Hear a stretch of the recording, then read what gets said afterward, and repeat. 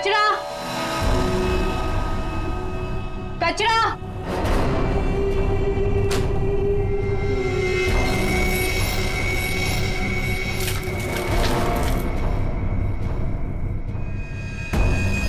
इसको सही जगह फेंकना और संभाल के देना, कोई देखे नहीं। आप चिंता मत कीजिए, मैं सब संभालूंगी।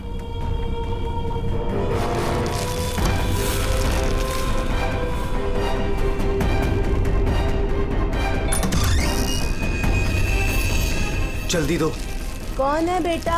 कोई नहीं माँ, कचरा वाली थी।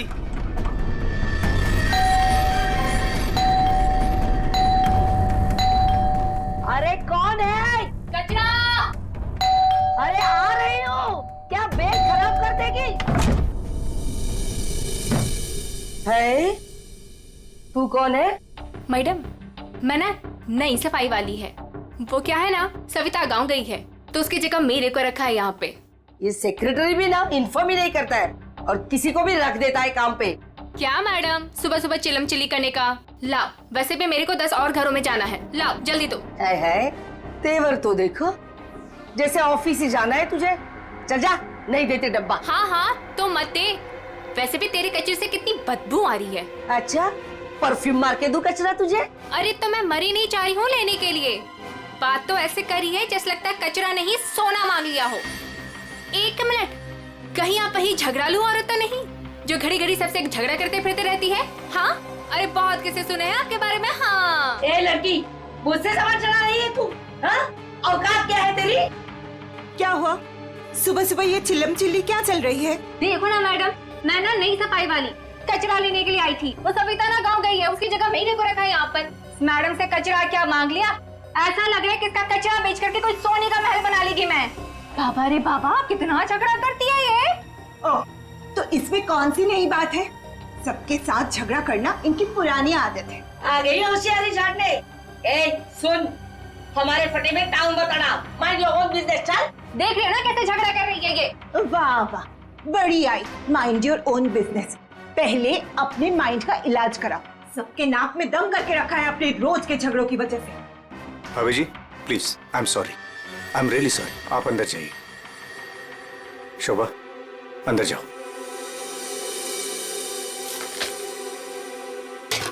जाओ। खाली लड़ते रहती है, पता नहीं कैसी औरत है ये। आपको बीच में आने के लिए किसने बोला? हाँ? अगर आप बीच में नहीं आते थे ना तो उस रत्ना की बच्ची को देख लेती थी मैं। मुझे अंदर ले आए सो आए। आपने सॉरी बोला उसे? सॉरी बोला? अरे किससे पूछ के सॉरी बोला? हमेशा से गलत काम करते हो, हमेशा से गलत काम करते रहते हो। हाँ हाँ हाँ, सब हमारी गलती है, हमारी गलती है सब। लोग हमसे बात नहीं करते, लोग हमें देख करके दूर भाग जाते हैं, कोई हमें अपने घर में नहीं बुलाते, सब हमारी गलती है। शोभा प्लीज देखो, शोभा इस तरह से बात बात पे लोगों के साथ झगड़ा करना बंद कर दो। देखो शोभा, तुम जानती हो इस वजह से लोग हमारे घर को कितने बदनाम कर चुके हैं। यहाँ तक कि सोसाइटी वाले पुलिस की धमकी दे चुके हैं। अरे वो क्या पुलिस कंप्लेंट करेंगे, मैं खुद पुलिस स्टेशन जाऊंगी और एक एक को ठीक से देख लूंगी। और आप उनकी साइड ले रहे हो? उनकी? आपको अपनी बीवी की कोई फिक्र नहीं है क्या? हाँ, मैं तो हूँ ही ऐसी, झगड़ालू हूँ। मैंने सबकी नींद हराम करके रखी है। और ये बिल्डिंग वाले, ये तो संत महात्मा है ना।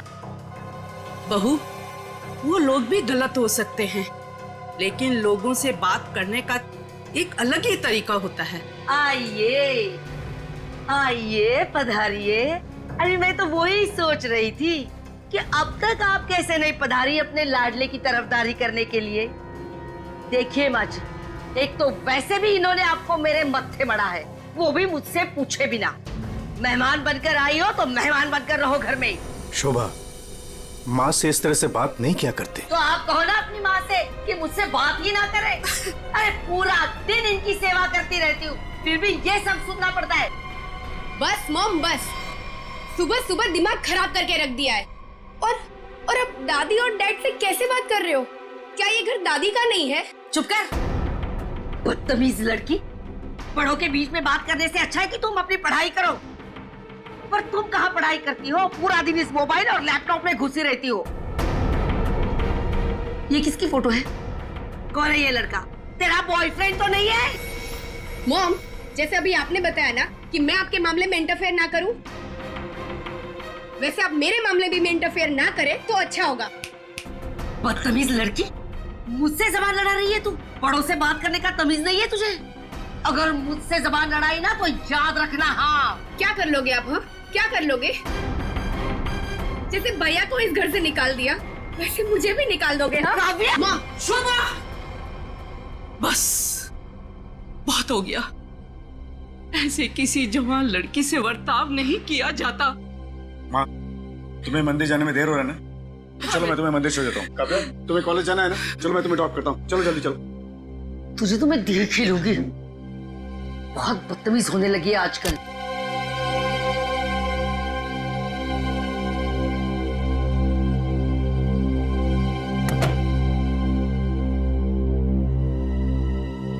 आने दो इस बुढ़िया को मंदिर से, दरवाजा ही नहीं खोलूंगी। देखती हूँ अंदर कैसे आती है।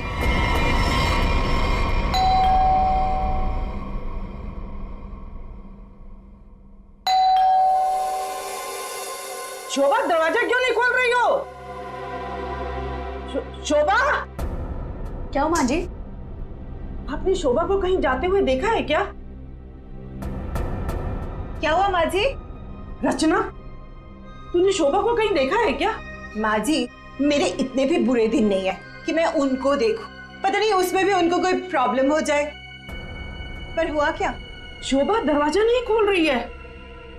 अब सर आप जाके सेक्रेटरी को बुला के लाइए ना प्लीज। अभी बुलाता हूँ। शायद वो बाथरूम में नहा रही हो। इतनी देर से नहा रही है?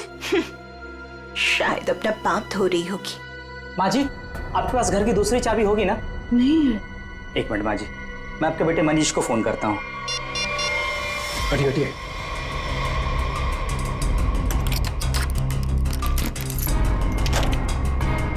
माँ, दरवाजा अंदर से बंद है। अंदर से कैसे बंद है?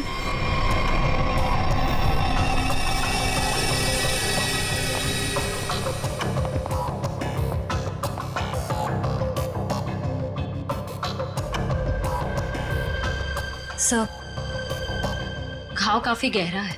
लगता है किसी भारी चीज से वार किया गया।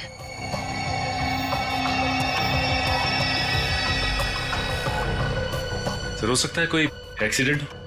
इनका पैर फिसला और किसी चीज से टकरा के गिर गई। हाँ, एक्सीडेंट हो सकता है। एक काम करो, घर में जितना सारा फर्नीचर है चेक करो, उसके कॉर्नर चेक करो फर्नीचर के, और फिर देखो कहीं पर नुकीली चीज है क्या, शायद उससे टकराई हो। सर,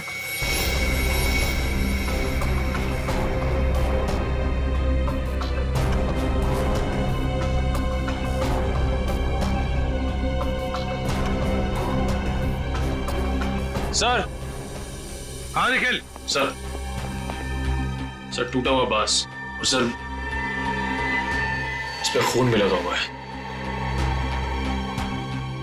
हाँ, लगता है खूनी ने ये बांस बेचारी शोभा के सिर के पीछे मारा है इससे जोर से, और फिर शायद शोभा अपनी जान बचाते बचाते यहाँ से बाहर गई, गिर गई और फिर दम तोड़ दिया होगा। लेकिन सर, दरवाजा तो अंदर से बंद था, कुंडी लगी हुई थी, तो फिर खूनी घर से बाहर गया कैसे होगा? सर, हो सकता है बालकनी से चला गया। नहीं निखिल, इतनी ऊंचाई से कोई बाहर जा ही नहीं सकता है। सर, घर के बाहर सीसीटीवी कैमरा लगा हुआ। बस तो फिर वो सीसीटीवी कैमरा का फुटेज और लॉबी के सीसीटीवी कैमरा का फुटेज सब देख लेते हैं।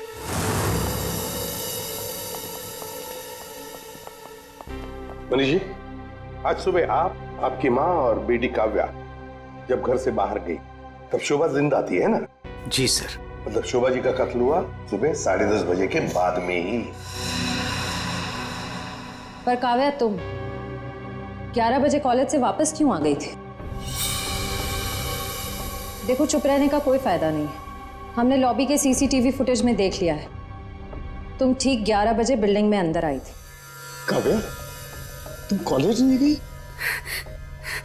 वो मेरा फ्रेंड अश्मित हमारी विंग में रहता है। मैं उसी से मिलने वापस आई थी। अपने बॉयफ्रेंड से मिलने गई उसी वक्त जिस वक्त अपनी माँ का कत्ल हुआ।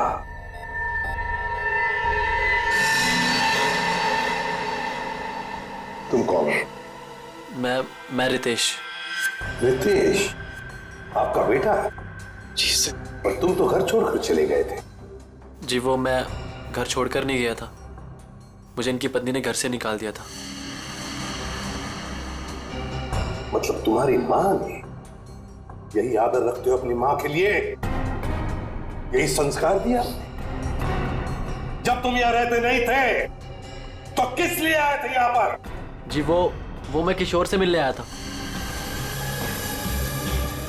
सर अगर आपने सीसीटीवी फुटेज देखा होगा तो आपने देखा होगा कि मैं अपने डॉग को बाहर घुमाने लेके गया था। क्या बात है किशोर, जब ये रितेश तुम्हारे घर पे तुमसे मिलने आया तो तुम अपने घर से बाहर कुत्ता घुमाने निकल गए? हाँ सर वो हमेशा आता जाता रहता है, पर इसमें प्रॉब्लम क्या है? प्रॉब्लम है शोभा जी का कत्ल हुआ है, समझे? चलो तुम सबकी बातें मान ली। बच्चे बिल्डिंग में आए अपने दोस्तों से मिलने, मगर घर नहीं गए। बिल्डिंग के अंदर बाहर लोग आते जाते रहे और शोभा जी के घर के बाहर कोई नहीं आया। काश अगर कोई भी एक भी शोभा जी से मिलने जाता तो शायद आज बेचारी मासूम शोभा बच जाती। सर वो कोई बिचारी औरत नहीं थी, जैसी औरत थी उसके साथ वैसा ही हुआ। क्या मतलब? माफ कीजिएगा मनीष भाई, सोसाइटी की इज्जत का सवाल है। सर शोभा जी का सोसाइटी में किसी के साथ भी बिहेवियर अच्छा नहीं था। आए दिन छोटी छोटी बातों में झगड़ा करती थी। इवन सर आज भी उनका झगड़ा हुआ था। झगड़ा हुआ था? किसके साथ? इनसे, रचना जी से। ओ सर मैं सर मैंने उसको नहीं मारा सर, मैंने तो कभी किसी मच्छर को भी नहीं मारा सर। एसीपी साहब, इन सोसाइटी के सारे लोगों को मैं जानता हूं, इनमें से ऐसा कोई नहीं है जो शोभा को इस तरह से मार सके। मगर शोभा जी का खून तो हुआ है ना, किसी ने तो किया है। अरे तारिका, ये क्या कर रही हो? ऐसा क्या कर दिया डॉक्टर साहब ने? करने दीजिए ना सर, कुछ भला करने जा रही है तो उसे टोकना ठीक नहीं है ना सर? अरे नहीं, मैं जानता हूं अच्छी तरह से। जिस दिन मैं वहां पर लाशों की जगह लेटा हुआ होऊंगा ना, तुम लोग सबको मिठाई बांटने वाले हो, जानता हूं मैं तुम्हारे सारे इरादों के गुब्बारों को उड़ने से पहले ही फोड़ करके दम लूंगा, समझे? हमारी वजह से आप बच गए सालू के साथ, वरना तारिका ने तो आपका सर फोड़ ही दिया था। अरे मैं तो सिर्फ इनायत कर रही थी। अच्छा, सालू के साथ का सर फोड़ने का? जी नहीं, इस औरत के सर पे किस चीज से बहुत जोर से मारा गया है जिससे इसकी मौत हो गई, ये पता लगाने के लिए। देख सालुंखे, किस चीज से मारा ये तो हमें पता है, यही मर्डर वेपन है। हाँ, इस पे तो हमें इनका खून भी मिला था जो उस वक्त तक सूखा भी नहीं था। ये लो, बहुत बढ़िया। हाँ? जो भी वहां पर मिला उस पर भरोसा करके आगे सीधे आना, कमाल है, बिना अपना दिमाग लड़ाए। तारिका, कई बार मैं सोचता हूँ अगर हम नहीं होते तो इन लोगों का बेचारों का होता क्या है? ये बात हमें क्राइम सीन पर मिला है। अगर इससे नहीं मारा गया तो फिर इस पर खून कहां से आ गया? क्या अपने आप छल के आ गया है? ये मैं नहीं जानता हूँ, लेकिन हाँ ये मैं जरूर जानता हूँ कि ये मर्डर वेपन नहीं। डॉक्टर साहब, आप इतने कॉन्फिडेंस के साथ कैसे कह सकते हैं? हाँ, अब आए पॉइंट पर। तो सुनो, इस औरत की मौत हुई है खोपड़ी की हड्डी टूट जाने की वजह से, और हड्डी टूटी नहीं है, चकनाचूर हो गई। और ऐसा तभी हो सकता है जब जबरदस्त तरीके से इस पर वार किया गया, बहुत ज्यादा इंपैक्ट की जरूरत होती है। और इस बात से कितनी भी जोर से क्यों ना मारा गया, हड्डी इस तरह से चकनाचूर नहीं हो सकती। अगर इनका खून इस आवाज से नहीं हुआ है तो फिर किस चीज से हुआ है? बहुत भारी चीज से इसके सर पे वार किया गया है। बहुत भारी चीज से? तो फिर सालुंखे, हमें वहां क्राइम सीन पर इसके अलावा और कोई भारी चीज नहीं मिली, समझे? दया, इसके पास और कोई जवाब नहीं है, हमारा टाइम बर्बाद कर रहा है। चलो। एक मिनट, मैं टाइम बर्बाद कर रहा हूँ? हाँ, मैं डॉक्टर सालू के तुम लोगों का टाइम बर्बाद कर रहा है? हाँ। ठीक है, तो मैं खुद वहां क्राइम स्पॉट पे जाकर के ये थ्योरी प्रूव करके दिखाऊंगा बॉस। तब पता लगेगा कौन टाइम बर्बाद कर रहा है, मैं या तुम खुद अपना टाइम बर्बाद करो। तारिका मेरे बैग, अरे बैग दो ना तुम यार, मैं बताता हूँ इन्हें कौन टाइम बर्बाद कर रहा है। Fast quick. सब अभी बता दो, मैं टाइम बर्बाद कर रहा हूँ। सालूम के साथ तो कोयले के इंजन की तरह धुआं उड़ाते हुए चले गए। गुस्सा हो गए क्या? हाँ, तुम्हारी वजह से। अब आएगा मजा।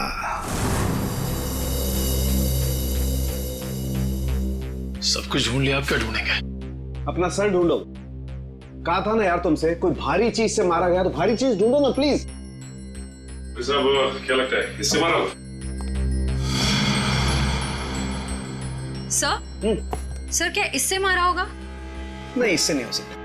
सर ये देखिए सर, काफी भारी है सर, इससे मारा होगा। सर पे मार के देखो, अगर सर खुल जाएगा तो मान लो। आपके सर पे कैसे मार? शट अप यार सालू की क्यों टाइम बर्बाद कर रहा है हमारा तू? बॉस प्लीज मुझे ढूंढने दो यार। एक काम करो, आप लोग बैठो, मैं जरा ढूंढता हूँ प्लीज।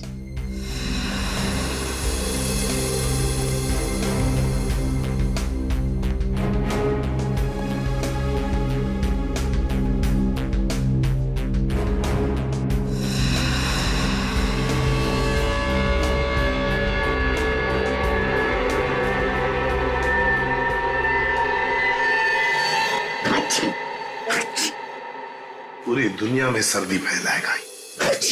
ओए, अरे यार क्या हो गया?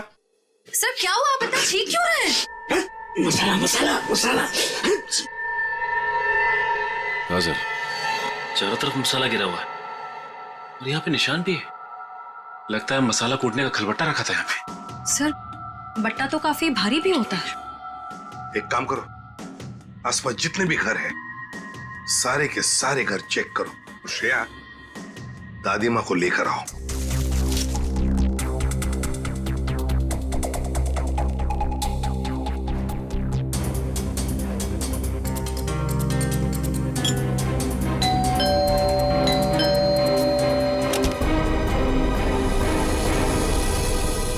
आप लोग?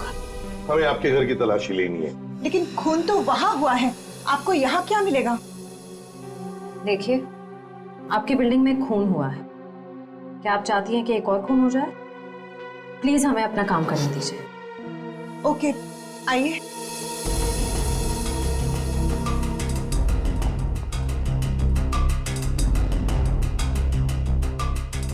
शोभा भी ना मरने के बाद भी मेरी पीछा नहीं छोड़ेगी।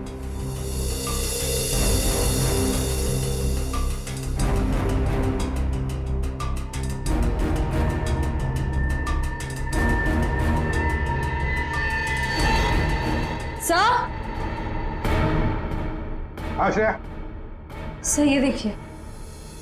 सर ये तो हमारी है। नहीं नहीं, ये तो हमारा है। आंटी जी को कोई गलतफहमी हो रहा है। सर इसके नीचे शोभा का नाम लिखा हुआ है। शोभा? तो क्या आपने इन्हें ये दिया था? नहीं सर, आज सुबह तक तो ये हमारे पास ही था। तो फिर यहाँ कैसे? जरा चेक कर लिया।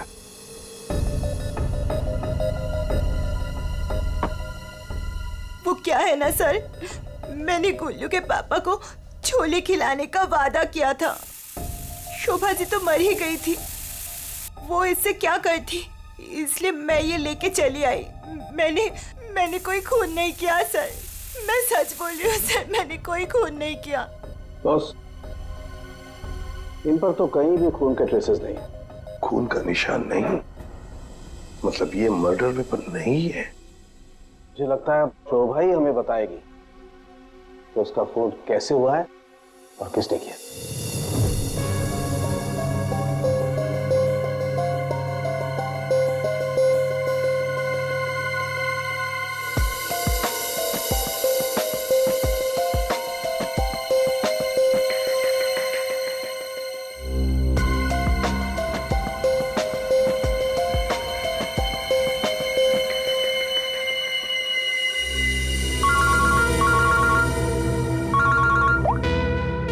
आसान के बोल। अच्छा, गेरू मिट्टी। अच्छा ठीक है सचिन, मर्डर वेपन का पता चल गया है। पर वो क्या है सर? गमला। गमला? हाँ गमला। साळुंखे को शोभा के कान में गेरू मिट्टी के कुछ अंश मिले। गेरू मिट्टी जो गमले में इस्तेमाल होती है। सर हमें शोभा के घर में एक भी फ्लावर पॉट नहीं मिला। देखते हैं।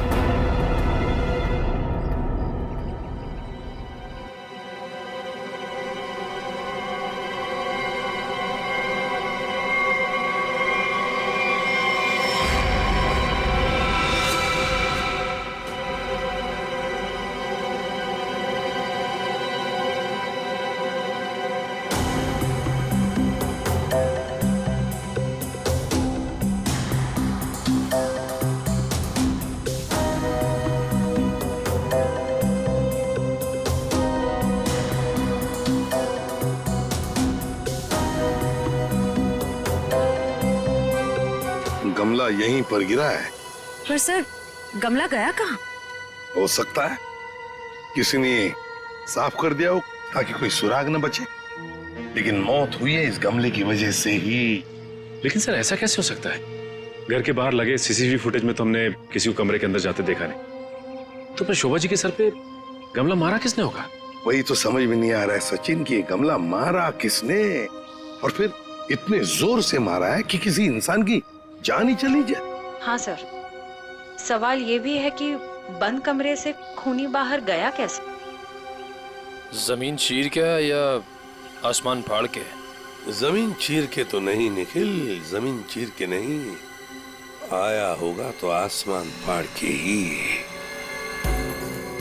1 2 3 4 5 6 7वीं मंजिल पर शोभा जी रहती है, वो रही उसकी बालकनी, और बिल्कुल उसी के ऊपर है 8वें मंजिल की बालकनी। चलो चलकर देखते हैं।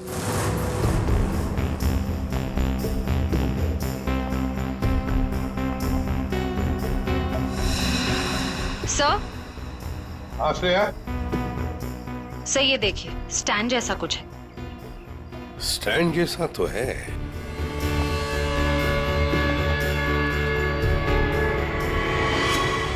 ये गमले का ही स्टैंड है। गमला इसी स्टैंड पर था। ये देखो, यहाँ से गमला यूं धक्का मार के नीचे फेंका गया। ये फ्लैट किसका है? सर किसी एनआरआई का है, और बिल्डिंग का सेक्रेटरी होने के नाते इसकी चाबी सिर्फ मेरे पास ही रहती है सर।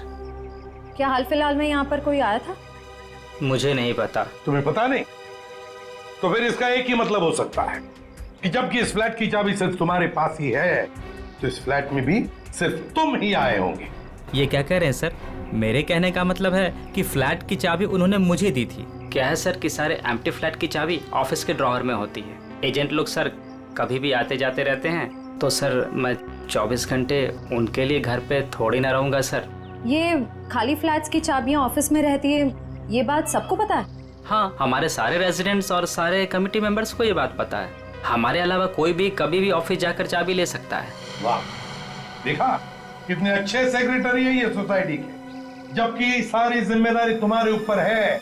फ्लैट के अंदर कोई भी घुस सकता है, कुछ भी कर सकता है। यहाँ तो एक खून हुआ है, खून, समझे? और ये जिम्मेदारी सिर्फ तुम्हारी है। सर खून तो शोभा जी के फ्लैट में हुआ है सर, इससे इस फ्लैट का क्या कनेक्शन हो सकता है सर? जाइए आप, जाइए नीचे और सबको इकट्ठा कीजिए, सारे रेसिडेंट्स को कंपाउंड में। जाइए जल्दी। जी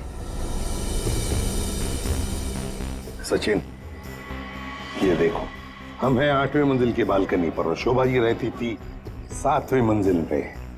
जब शोभा जी वहां अपनी बालकनी से बाहर झुकी होगी किसी काम की वजह से, तब 8वें मंजिल के मतलब यहां से वो गमला शोभा जी के सिर पर मारा गया, ठाम करके ऐसे।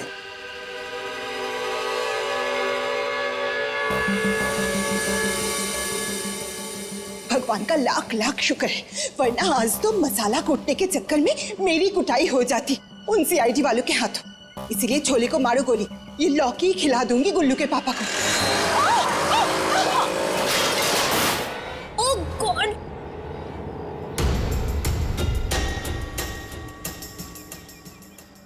ये क्या किया?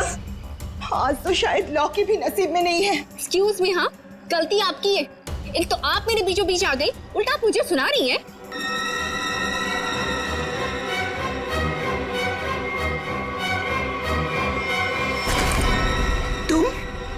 तुमको तो मैंने कहीं देखा है। देखिए, आपका जो कुछ भी नुकसान हुआ है उसके लिए आई एम सॉरी। मैं थोड़ी जल्दी में हूँ। रुक रुक, तुम वही सफाई करने वाली हो ना?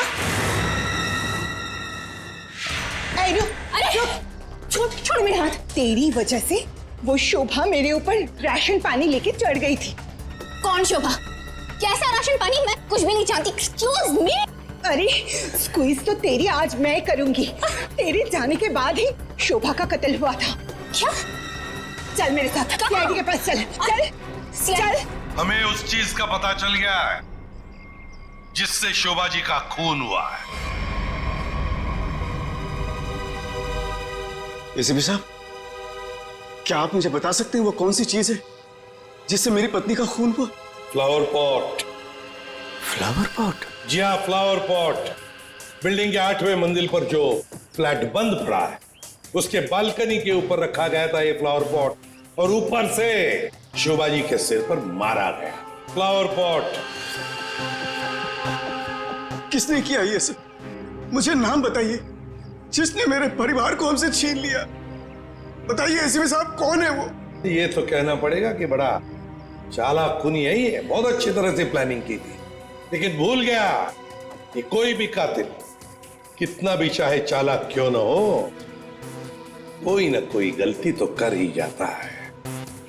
जानना चाहते हो कौन है वो खूनी? आप में से ही कोई है, आप में से। ये सफाई करने वाली है। आज सुबह जब शोभा का खून हुआ था उससे पहले मैंने इसको बात करते हुए देखा था। अभी भेस बदलकर भाग रही थी। देखिए, मुझे नहीं पता कि ये औरत कब से क्या बकवास किए जा रही है। मैं तो यहाँ पर पहली बार आई हूँ। मेरा हाथ छोड़ो ना। मैं सच बोल रही हूँ, मैंने इससे झगड़ा करते हुए देखा था। मुझे तो लगता है यही खूनी है सर। क्या बकवास किए जा रही हो तुम? हम पता लगा लेंगे। जरा देखिए इस लड़की को और बताइए, क्या आप में से किसी ने इसको देखा है आज सुबह? हाँ सर, मैंने देखा इस लड़की को। सर, ये वही लड़की है जो आज सुबह में शोभा जी के साथ लड़ रही थी। रुक, कहाँ भाग रही है?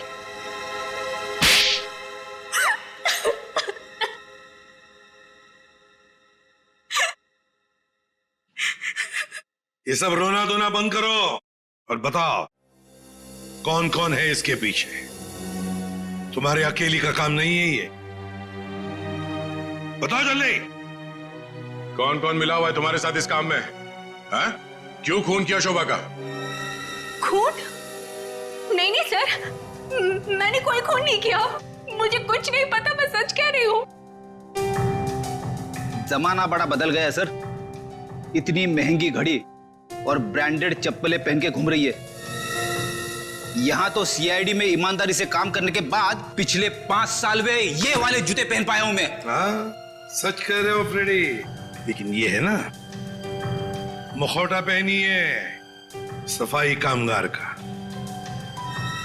है तो कोई और ही। पूर्वी,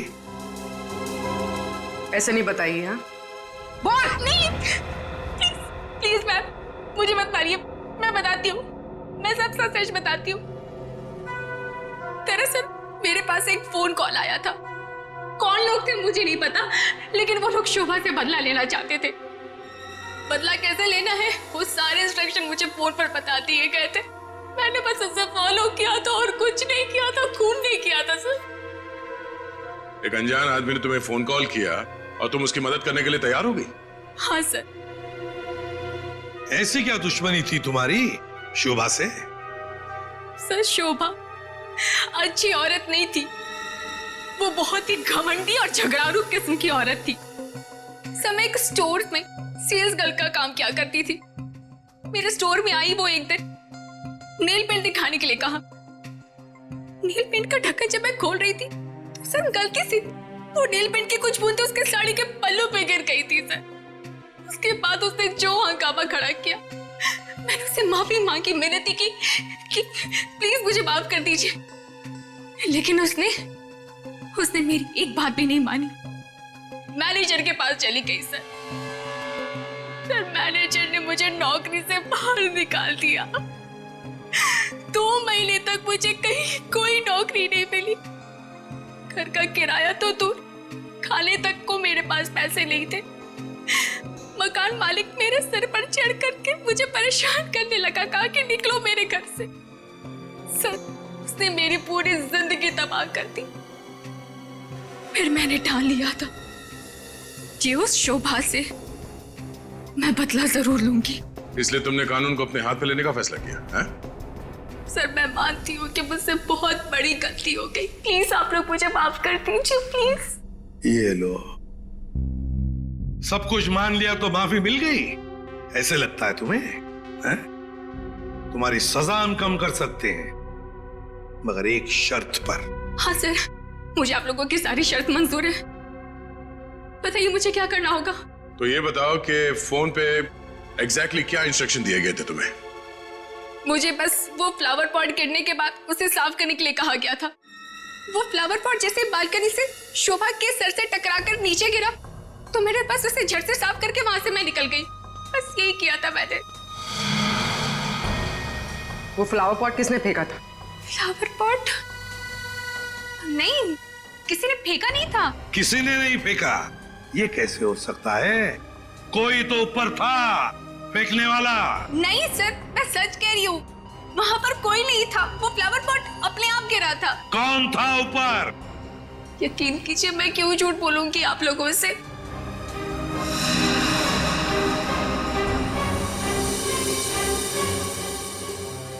निखिल, पता लगा किसका फोन आया था शीला को इंस्ट्रक्शंस देने के लिए?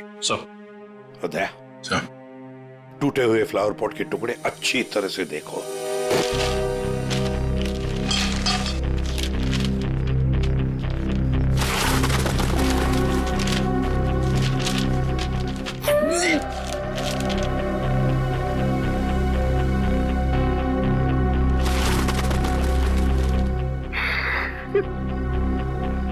सीआईडी पे इतने साल काम करके यही इज्जत मिली। क्या हुआ पंकज सर? कोई इज्जत चाहिए आपको? नहीं, वो सर, इसमें सिर्फ सड़ा हुआ कचरा है सर, और कुछ भी नहीं है सर। यहाँ पे थोड़ी देर और खड़ा रहा ना तो मैं बदबू के मारे शहीद हो जाऊंगा सर। कुछ नहीं होगा तुम्हें, काम पे ध्यान दो।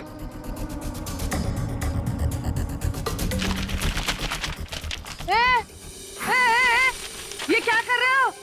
ये मेरा इलाका है, यहाँ मैं किसी और को कब्जा जमाने नहीं दूंगी। अरे कौन कब्जा करना चाहता है? मेरा बस चले तो मैं खुद यहाँ से सलट लूं। तो फिर मेरे इलाके में कचरा चुनकर ये मेरे पेट में लात क्यों मार रहे हो? अरे मेरी माँ, आपके पेट पे कोई लात नहीं मार रहा है, मैं खुद यहाँ पे अपनी नौकरी बचा रहा हूँ। देखो, तुम लोग जाओ यहाँ से, ये मेरा इलाका है, मैं किसी और को कचरा चुनने नहीं दूंगी। जाओ जाओ। हम लोग सीआईडी से हैं और इस कचरे में सुराग ढूंढ रहे हैं। हाँ? सीआईडी? रुक रुक, देखो जरा, चलो। सर, हाँ, सर पे पैर रख के भाग गई सर।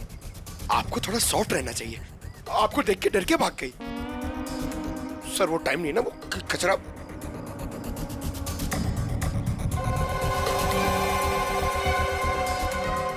सर, हाँ? ये देखिए, ये कुछ गमले के टुकड़े मिले हैं।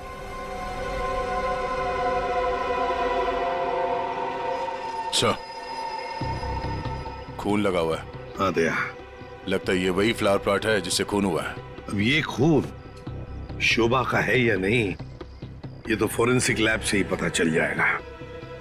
लेकिन और भी तो कुछ होना चाहिए यहाँ पर, और कुछ होना चाहिए। देखो जरा, अच्छी तरह से देखो दोबारा। सर बाकी तो हमने हर जगह देख लिया सर, और ऐसा कुछ मिला नहीं। जो देखो तो सही।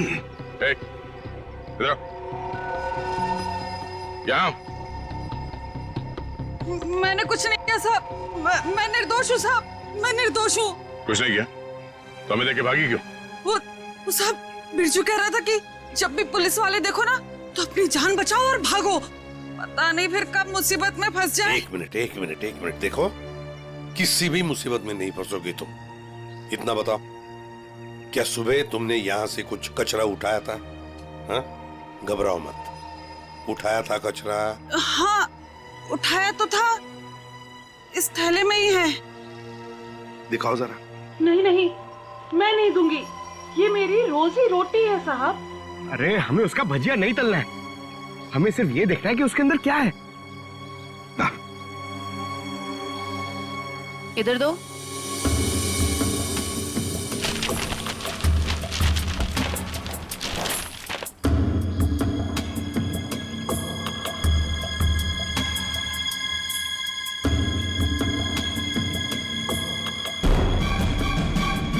खिलौने का बॉक्स है सर, एड्रेस भी लिखा हुआ है। ओह, तो ये है खूनी।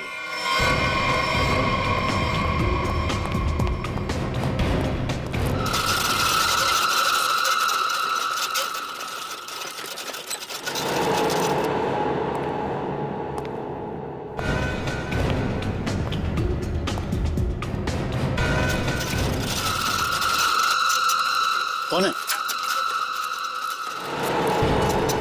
कौन है? अरे कौन है यहाँ? सामने आओ। कौन है?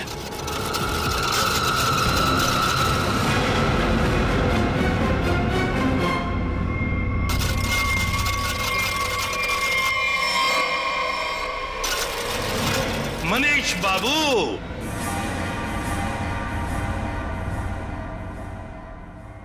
हाँ, खिलौनों के साथ बहुत खेल खेल लिए, अब ये तुम्हारा खेल खेलना खत्म। मैंने आगे रास्ता बंद है। मैंने कुछ नहीं किया। अब ये बता, शोभा को क्यों मारा तुमने? मैंने नहीं मारा, मैंने नहीं मारा।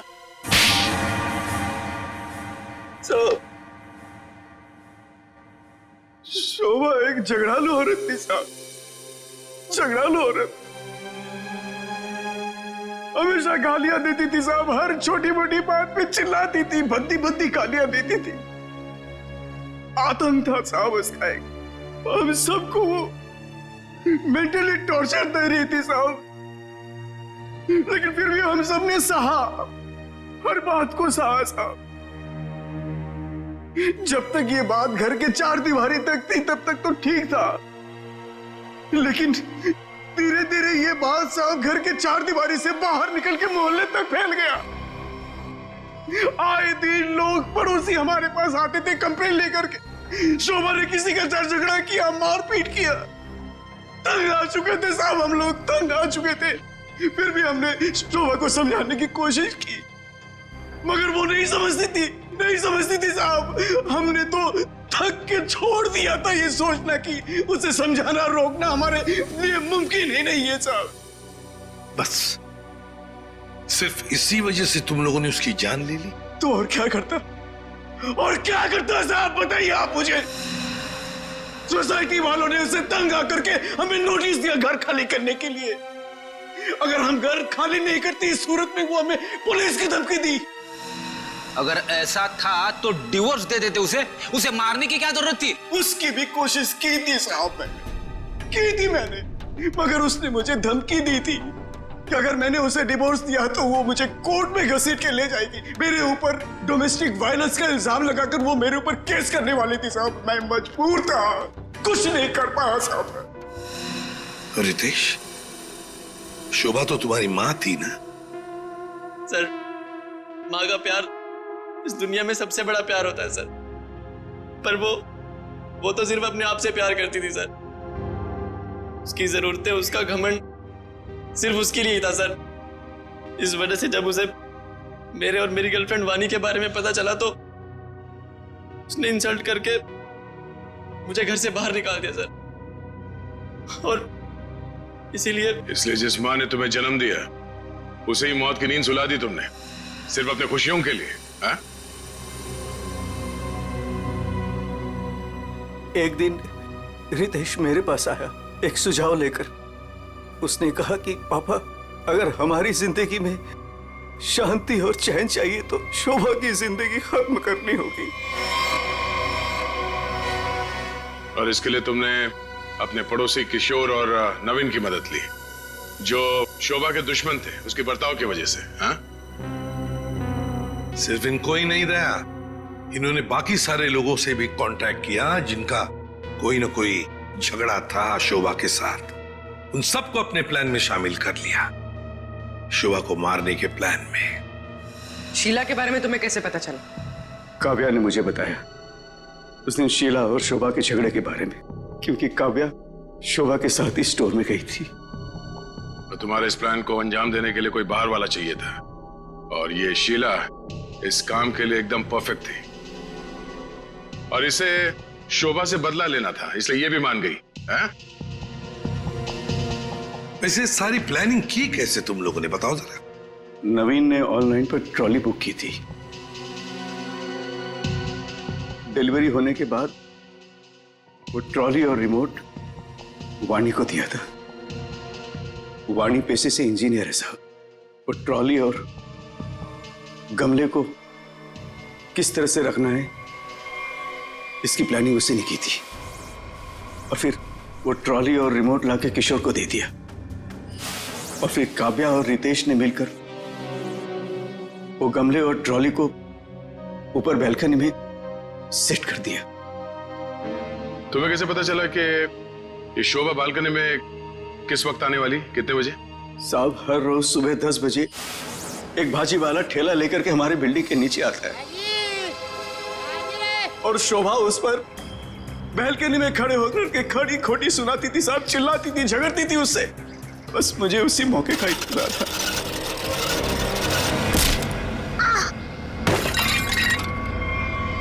और फिर मैंने महक को फोन किया।